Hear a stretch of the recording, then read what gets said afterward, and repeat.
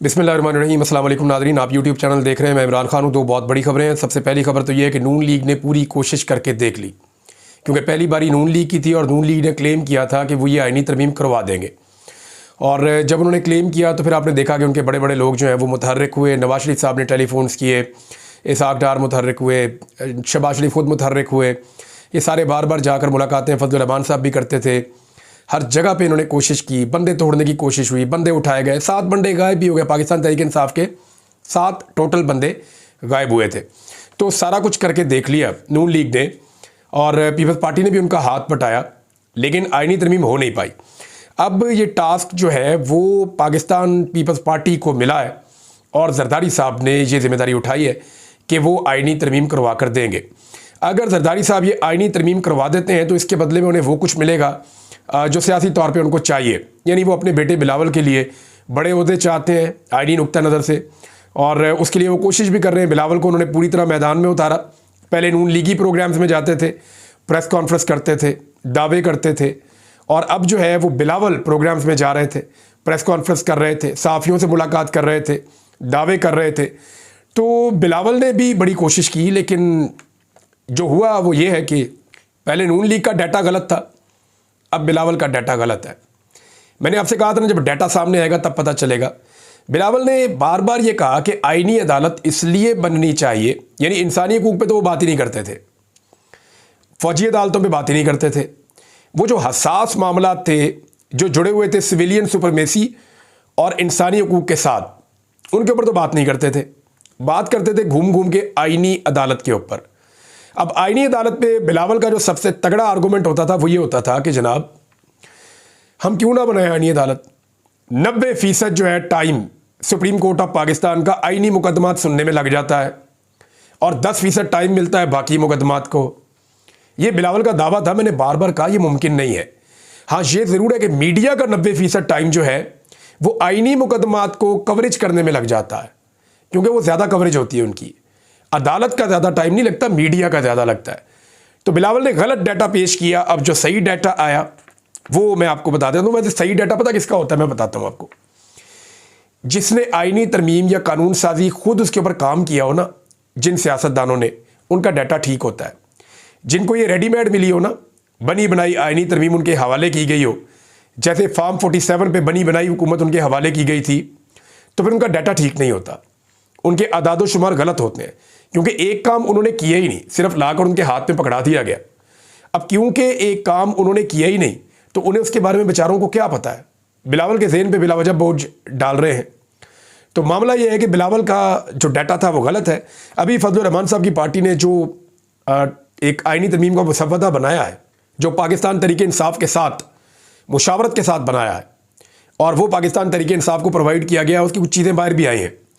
उस आईनी मुसवदे में उसके हवाले से कोई डाटा भी है। कामरान मुर्तज़ा साहब ने बताया कि जी सुप्रीम कोर्ट ऑफ पाकिस्तान में टोटल 200 मुकदमे हैं आईनी नौइयत के, यानी जो आईनी नौइयत के मुकदमात हैं वो 200 हैं और बाकी मुकदमात 60,000 हैं। तो 60,000 के मुकाबले में 200 का मतलब आप समझते हैं, आधा फीसद से भी कम। कहाँ बिलावल का 90%, कहाँ आदादो शुमार जो हकीकी है उनके मुताबिक आधा फीसद। तो बिलावल का जो नॉलेज आईनी अदालत और आईनी मुकदमात के हवाले से था, वही नॉलेज उनका नज़र आया बाकी मामलात में भी। और जब उनको जर्नलिस्ट मिले तो वहाँ वो बहुत बुरी तरह एक्सपोज हुए। अब टीवी टॉक शोज़ में तो एंकर्स थोड़ा सा उनको फ्री हैंड भी देते हैं, उनको बात करने भी देते हैं। दूसरा, वो अपना विक्टिम कार्ड जो है वो अपनी ज़बान की नोक के ऊपर रखते हैं। एकदम ज़रा उन्हें कुछ पूछ लें तो वो सिंध की सियासत शुरू कर देते हैं, अपनी पुरानी शहादतों को गिनवाना शुरू कर देते हैं। वो ये नहीं बताते कि इस वक्त उनकी जमात पाकिस्तान में किस किस्म का जुल्म कर रही है और उसका हिस्सा बनी हुई है। अब इसकी वजह मकसद क्या है, देखें, आपको समझना पड़ेगा कि एक आईनी तरमीम अगर सियासतदानों ने बनाई नहीं, या उनको उसकी अलिफ का नहीं पता, तो वो उसको पास क्यों करवाना चाहते हैं। 3 वजूहात है। पीडीएम की जो हुकूमत है उसके पास 3 वजूहात है आईनी तरमीम पास करवाने की। नंबर 1, इमरान खान को लंबे अरसे तक अंदर रखो। नंबर 2, जो जाली फार्म 47 है उनके ऊपर जो हुकूमत बनी हुई है उसको बचाओ ताकि धांधली ना पकड़ी जाए। नंबर 3 नंबर चीज़ ये है कि जो करप्शन के केसेस हैं उनसे जान छूटी रहे, वो दोबारा खुले ना। अब ये जो धांधली पे पर्दा वाली बात है, ये तो ख्वाजा आसिफ ऑन एयर आके टीवी पे कह रहे हैं कि जनाब हमें खतरा है कि अगर ये वाले चीफ जस्टिस ना रहे तो 26 अक्टूबर से हमारे मामलात खुल जाएंगे और ये हल्के खुल जाएंगे, हल्के खुल गए तो हमारी धांधली पकड़ी जाएगी और लड़ाई किसी और नहज पे पहुंच जाएगी। और हम चाहते हैं कि ऐसा ना हो। राणा सनाउल्लाह साहब भी यही बातें कर रहे हैं। इसीलिए बिलावल भी कहते हैं कि जनाब 25 से पहले पहले ये सारा कुछ हो जाना चाहिए। अब जब मायूसी आई है तो बिलाखिर बिलावल ने भी अपने आप को पीछे हटाना शुरू कर दिया है और इससे भागना शुरू कर दिया आईनी तरमीम से, क्योंकि बिलावल ने जो स्टेटमेंट अब दिया है उससे अंदाज़ा होता है कि बिलावल कह रहे हैं जी ये तो हुकूमत का काम है, हुकूमत कर रही है और हुकूमत के ऊपर चीज़ें डाल रहे हैं। ये नहीं उन्होंने कहा कि हुकूमत 25 अक्टूबर से कबल आईनी तरमीम मंजूर करा लेगी, और उन्होंने कहा कि आईनी तरमीम के लिए टाइमलाइन का मसला नहीं है, हुकूमत जल्दी घबरा जाती है। बिलावल खुद हुकूमत है, लेकिन अब देखिए हुकूमत को ही डिसोन कर रहे हैं। हुकूमत बिलावल के वोटों के बगैर नहीं बनती, he is part of the government. लेकिन वो ये कह रहे हैं कि हुकूमत जल्दी घबरा जाती है, सियासत में जो डर गया वो मर गया। 25 अक्टूबर से कबल तरमीम मंजूर करा ली जाएगी, क्योंकि अब इन्होंने जिम्मेदारी ली हुई है। उन्होंने कहा इस बात से कोई फ़र्क नहीं पड़ता कि चीफ जस्टिस कौन होगा, ना ही तरमीम के लिए कोई डेडलाइन है।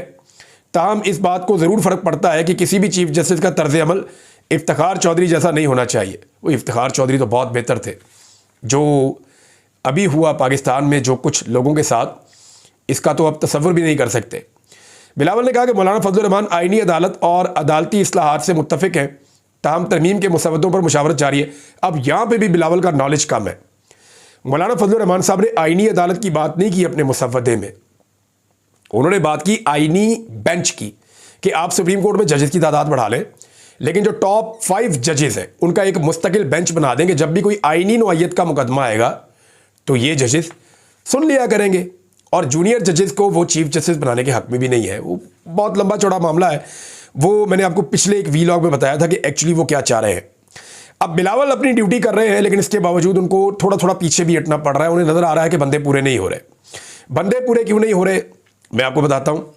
अच्छा, चंद सवालात यहाँ खड़े हो गए, चंद वजूहात हैं जो मैं आपको बताता हूं। नंबर 1, क्या फजल रहमान और पाकिस्तान तहरीक इंसाफ की बनाई हुई तरमीम से इनके मकासद हासिल हो सकते हैं?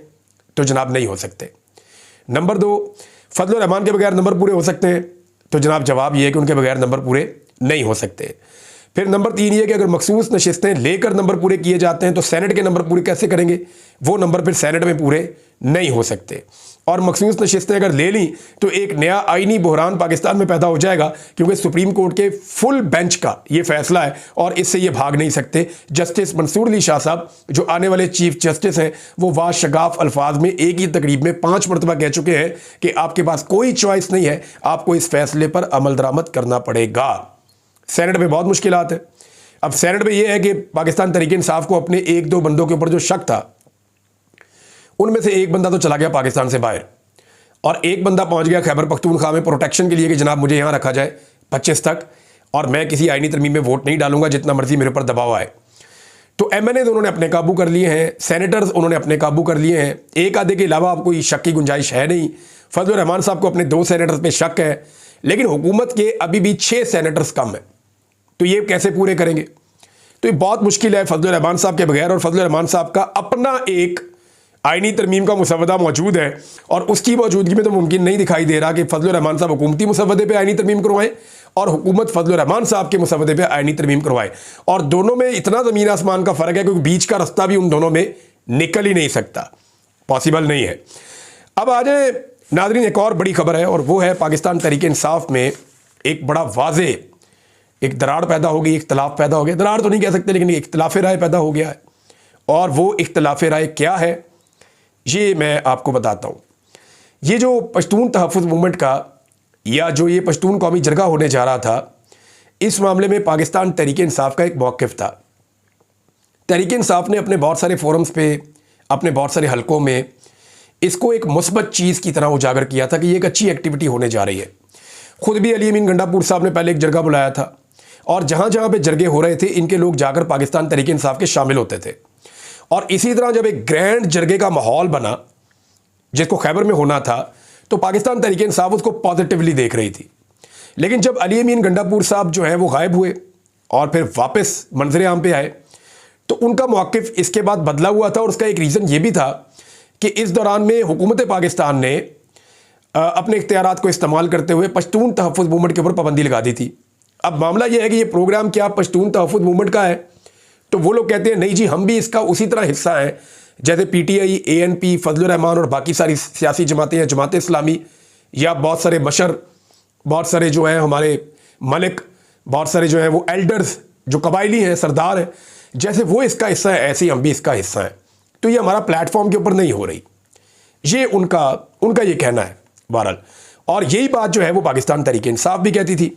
अब तहरीक इंसाफ ने जब अली अमीन गंडापुर साहब वापस आए तो एक नई सिचुएशन थी, तो सूबाई हुकूमत ने कोई और लाइन ले ली है और पूरी की पूरी तहरीक इंसाफ ने कोई और लाइन ले ली है। पहले ज़रा आपको सूबाई हुकूमत की लाइन, या चले आपको पहले मैं पाकिस्तान तहरीक इंसाफ की लाइन बताता हूँ, क्योंकि हाँ, लेकिन इन दोनों से पहले एक और चीज़ मुझे लगता है कि आपको बतानी चाहिए, और वो ये बताना चाहिए कि जनाब इसके ऊपर जो फेडरल गवर्नमेंट है उसने क्या लाइन ली है। क्योंकि उसमें जो है वो मोहसिन नकवी साहब ने बड़ा क्लियरली कह दिया है कि बैरून मुल्क बैठे पीटीएम सपोर्टर्स मुल्क में फसाद कराएंगे तो हम भी खामोश नहीं रहेंगे। हुकूमत ने फैसला किया है कि पीटीएम को जरगे के नाम पर किसी भी सूरत मतवाजी अदालत कायम करने की इजाज़त नहीं देंगे। पीटीएम के सपोर्टर यहाँ फसाद कराएंगे तो हम खामोश नहीं बैठेंगे। पीटीएम के जरगे के इनकाद पर कोई एतराज़ नहीं, ये पहले भी होता रहा है, मगर जरगा कबाइल के अमायदीन का होता है। इसमें हज़ारों की तादाद में लोगों को लाना जरगा नहीं होता, इसे कुछ और कहते हैं। उन्होंने कहा कि एक तरफ इसे जरगा और दूसरी तरफ इसे अदालत कहते हैं। ये हमारी हुकूमत का फैसला है, हम किसी भी सूरत में मुतवाज़ी अदालत की इजाज़त नहीं देंगे।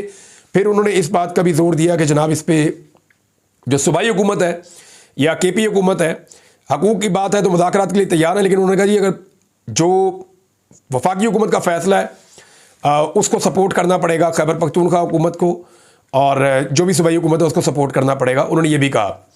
और साथ में उन्होंने अली अमीन गंडापुर साहब को भी दो चार सुनाई। उन्होंने कहा कि पीटीआई की और अली अमीन गंडापुर की डी चौक पर आने और जलसा या एहतजाज करने की ख्वाहिश अधूरी रह गई, हमने उन्हें कामयाब नहीं होने दिया। अली अमीन गंडापुर का डी चौक आने का दावा अधूरा रह गया। ये जी मोहसिन नकवी साहब का था। अब आ रहे जी कि इसके ऊपर जो मौक़िफ़ है पाकिस्तान तहरीक इंसाफ का, पहले वो मौक़िफ़ आप देख लें, और ये ऑफिशियल मौक़िफ़ है। कासिम सूरी साहब, साबिक डिप्टी स्पीकर कौमी असम्बली, उन्होंने ये एलामिया अपने ट्विटर से जारी किया। मैं आपको पढ़ के सुना देता हूँ। उन्होंने कहा कि वफाकी हुकूमत की जानिब से पख्तून तहफ़्फ़ुज़ मूवमेंट को कालअदम करार दिए जाने की शदीद तरीन अल्फाज में मज़म्मत। वफाकी हुकूमत की जानिब से पख्तून तहफ़्फ़ुज़ मूवमेंट पर पाबंदी और खैबर पख्तूनख्वा में पख्तून जिरगे के इनेकाद का मुख्तलिफ पहलुओं से जायज़ा लिया गया। पख्तून जिरगे के ख़िलाफ़ रियासती ताकत के इस्तेमाल और इसके सूबे के इंतज़ामी और माशरती हालात पर असरात पर भी गौर किया गया। मुल्क में सियासी जमातों की तश्कील पर, पुरअमन सियासी सरगर्मियों के इनेकाद और अवाम की इनमें शिरकत पर आइन और कानून की मंशा पर भी गौर किया गया। सूबाई हुकूमत की मर्जी और मंशा इंतज़ामी हुकूक और खुद मुख्तारी को खातिर में लाए बगैर एक सूबाई हुकूमत के लिए मसाइल पैदा करने की भी शदीद मजम्मत की गई कि सूबाई हुकूमत से पूछे नहीं, आपने अटैक करवा दिया वहाँ पर। ये वो कह रहे हैं। ताकत के अहमकाना इस्तेमाल से टाउट IG के ज़रिए अवामी मैंडेट से महरूम नाअहल और नालायक गिरोह वफाक में बैठकर मुल्क में मुसलसल इंतशार के बीज बो रहा है। सियासी कमेटी तहरीक इंसाफ ने यह भी कहा, हुक्मरानी के हक और जवाब से यकसर महरूम गिरोह अमलन बुनियादी इंसानी हकूक, दस्तूर, सियासत और जमहूरियत की लाशों पर अपने इक़्तिदार की बिसात बचाने पर बज़िद है। ये भी जनाब सियासी कमेटी ने कहा। इसके बाद कहा जी कि बुनियादी सियासी समझबूझ और फैसला साजी की सलाहियत से महरूम टाउट वफाक में बैठकर बतौर वजीर दर मुहर्रम एक टाउट वजीर दाखिला मुसलसल सूबाई मामलात में मुदाखलत कर रहा है और सूबे को इंतशार की जानिब धकेलने की कोशिश कर रहा है। यानी मोहसिन नकवी साहब पे इल्ज़ाम है कि जी वो सूबाई मामलात में मुदाखलत कर रहे हैं और सूबे में इंतशार इससे बढ़ रहा है। सियासी मामलात का हल अंधी ताकत से करना आमरीत की रवायत है। आमरीत के किसी माकूल सोच से आरी गुमाश्ते हालात संभालने की बजाय इनमें मजीद पेचीदगियाँ पैदा कर रहे हैं। पख्तून तहफ़्फ़ुज़ मूवमेंट पर पाबंदी किसी मसले का हल है, न ताकत और तशद्दुद के ज़रिए बुनियादी सियासी हुकूक को सलब करने की किसी तौर हमायत कर सकते हैं। वो तो पूरी ताकत से साथ खड़े हो गए, जो कौमी जरगा उसके साथ पाकिस्तान तहरीक इंसाफ। अकल से पैदल मैंडेट चोर और उनके रियासती सरपरस्त मौला जट मिलकर मुल्क में अनारकी और तबकाती कशमकश को हवा देने की बजाय आइन और कानून और रूल्स ऑफ बिजनेस का एहतराम करें। आइन और कानून के तहत कायम सियासी जमातों को कलदम करार देने की रस्म बद को तर्क करके मुल्क में तहजीब और कानून के दायरे में पुरअमन सियासी अमल के फ़रोग का माहौल पैदा किया जाए। खैबर पख्तूनख्वा के अवाम ने हुकूमत और फैसला साजी का मैंडेट तहरीक इंसाफ को सौंपा है। सूबाई हुकूमत किसी भी तखसीस और इम्तियाज़ के बगैर सूबे के अवाम के आइनी और कानूनी और जमहूरी हकूक़ के तहफ़्फ़ुज़ को और उनकी फ़लाह बहबूद को यकीनी बनाए। इंतज़ामी उमूर में गैर कानूनी और गैर मजाज मुदाखलत ना सिर्फ ये कि कबूल ना की जाए बल्कि हरगिज़ इसकी इजाज़त ना दी जाए और इसके मुर्तकिब अनासर का कानून के तहत मुहासबा किया जाए। ये जी पाकिस्तान तहरीक इंसाफ का अगर आप ये सुने और इस पर गौर करें तो तहरीक इंसाफ तो पूरी ताकत के साथ खड़ी हो गई है पश्तून कौमी जरगे के साथ। वो तो कह रहे हैं जिसको करवाओ। अब मुशीर इत्तलात खैबर पख्तूनख्वा के बैरिस्टर मोहम्मद अली सैफ, उन्होंने कहा कि चूँकि वफाकी हुकूमत ने इंसदाद दहशतगर्दी एक्ट के तहत पख्तून तहफ़्फ़ुज़ मूवमेंट को कलअदम करार दे दिया है, इसलिए इसे किसी सियासी इज्तिमा या जलसे जुलूस की इजाज़त नहीं दी जा सकती। उन्होंने कहा कि वफाकी हुकूमत के नोटिफिकेशन के मुताबिक PTM रियासत और आइन मुखालिफ सरगर्मियों में मुलव्वस है। उन्होंने मजीद कहा कि ज़िला खैबर में PTM के इज्तिमा के ऐलान के बाद दफ़ा 144 नाफिज कर दी गई है। आज कलअदम तंजीम ने इज्तिमा की कोशिश की जिस पर पुलिस से तसादुम और नाखुशगवार वाक़यात पेश आए। उन्होंने कहा कि वज़ीर आला खैबर पख्तूनख्वा ने फौरी तौर पर ज़िला खैबर के मुंतखब अरकान उनको बुलाया और उनकी हदायत पर कबायली अमायदीन और फ़रीक़ैन से मसले के पुरअमन हल के लिए राब्ते किए हैं। अब वो ये कह रहे हैं कि एक तरफ तो वज़ीर आला कह रहे हैं जी कि ये कलअदम तंजीम है और खैबर पख्तूनख्वा की गवर्नमेंट ये कह रही है, उनके तर्जुमान, कि इसको हम काम नहीं करने देंगे। दूसरी तरफ वो इन्हीं से मुज़ाकरात करने के लिए अपने पास बुलाना भी चाह रहे हैं। यानी PTI की जो सूबाई हुकूमत है वो कन्फ्यूज़ है और दूसरी जानिब जो पाकिस्तान तहरीक इंसाफ है या उसका वर्कर है या उसकी लीडरशिप है या उसके उहदेदारान है या उसकी सियासी कमेटी है जिसने ये बयान जारी किया, वो सारे बड़े क्लियर है। वो ये कहते हैं जी कुछ भी हो जाए हम तो इस एहतजाज के हक़ में। अब यहाँ पे आगे मामला फंस गया है। फैसला जिसने करना है वो इमरान खान है और इमरान खान से इस वक्त मुलाकातें बंद हैं। लेकिन जो सूबाई वुज़रा हैं पाकिस्तान तहरीक इंसाफ के, सुहेल खान अफरीदी हैं या मीना खान है या बाकी लोग हैं, वो भी अपनी हुकूमत के ख़िलाफ़ इस मामले में उस तरफ खड़े हैं जहाँ पे पश्तून कौमी जरगा खड़ा है। तो ये एक अजीब सिनेरियो पैदा हो गया PTI के लिए। अली अमीन गंडापुर साहब के लिए इतनी मुश्किल सूरत-ए-हाल उनके पूरे सियासी करियर में नहीं आई होगी। अब अगर वो पॉपुलर वॉइस के साथ जाते हैं तो इक़्तिदार जाता है और अगर वो पॉपुलर वॉइस के अगेंस्ट जाते हैं तो उनकी मकबूलियत को डैमेज होता है और इस सूरत में उन्हें बड़ा सियासी नुकसान भी हो सकता है। देखते हैं इसमें से और क्या निकलता है। अब तक के लिए इतने, अपना ख्याल रखिएगा, अपने चैनल का भी। अल्लाह हाफ़िज़।